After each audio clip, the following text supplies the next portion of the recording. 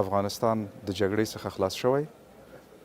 دا زمینه مساعده ده چې افغانستان اقتصادي او هغه موس راوړی چې افغانانو سره ورباندې وغږیږو چې آیا دغه پلان ستاسو په درد خوري او که په درد خوري آیا نیمګړتیاوې لري که نیمګړتیاوې لري کومې دي چې هغه موږ دلته تکمیلي کړو او بشپړې کړو او دولت ته وړاندې کړو.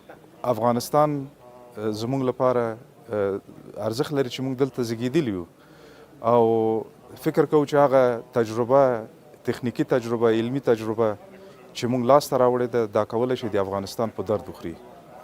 نو د هغه له خاطره جګړه ما مخکې ویل چې جګړه پای ته رسېدلې ده. اوس افغانان باید اقتصادي پرمختګ باندې یو موټی شي او موږ هم ځان د افغانستان یوه برخه ګڼو.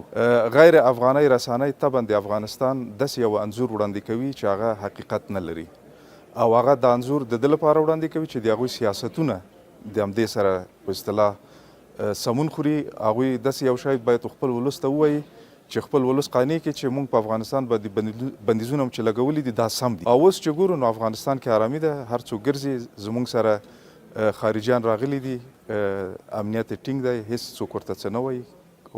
یعنې ټول خلک ډاډمن ځان ډاډمن ګڼي او په ضمن کې موږ تصور نه کوو چې دا اوسنی دولت زموږ د دې کار او خصوصا د دې کانفرانس پلوي وکړي. او تاسو ولیدل چې ټول راغلي ول، ټول د دې پلان زموږ هرکلی وکړه، د دې پلان هرکلي وکړله.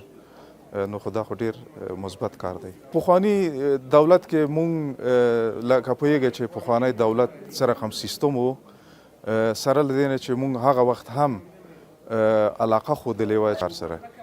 دوی غواړي چې همکاري وکړي. تاسو بیانیې واورېدلې د دوی او اوس چې وتل تلل وایي موږ خپل کارمندان تاسو ته دراستوو چې ستاسو په ورکشاپونو کې ګډون وکړي، تاسو سره بحث وکړي په دې پلان باندې او ستاسو په پلان کې که نیمګړتیا ده پر هغه باندې وغږېږئ او که پلان په اصطلاح نور شیان دوی لري چې راوړي پکې واچوي. نو دغه بحث لپاره موږ دغه کانفرانس جوړ کړی چې دا بحث موږ د افغانانو سره وکړو او دوی موږ ته ډاډ راکړی چې خپل کسان به راستوي. ورکشاپونه سبا له خیر 8 ورکشاپونه. د یو هیواد د آبادولو لپاره اقتصاد ډېر ضروري ده، مثلا پیسې باید ولري. نو اوس ګورو چې دوی کومې جامې چې دوی اغوندي، کوم لګښتونه چې دوی کوي دا ډېر کمې دي. په پخواني رژیم کې یو څوک و پوه شئ یو غل و، هغه ځان ته په 40,000 ډالره دریشي اخیستې وه. یو هیواد چې ولس یې ډوډۍ نه لري او بیا بل کار یې کړی و، یوه نیکټایي ځان ته په 2,500 ډالره اخیستی و. دغه نیکټایي کیدای شي زما 2 روپۍ ارزښت ولري، هغه په 2,500 ډالره نیکټایي اخیستې وه.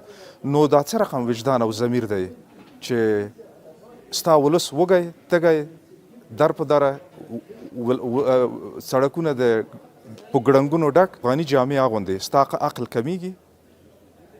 داسې نه ده که نه. زما پیغام بهرمیشتو افغانانو ته دا دی چې تاسو وینئ د همکارۍ زمینه مساعده ده. راځئ خپل هیواد ته د خپل ولس سره همکاري وکړئ په بیا رغونه کې چې دا هیواد په ځان بسیا شي.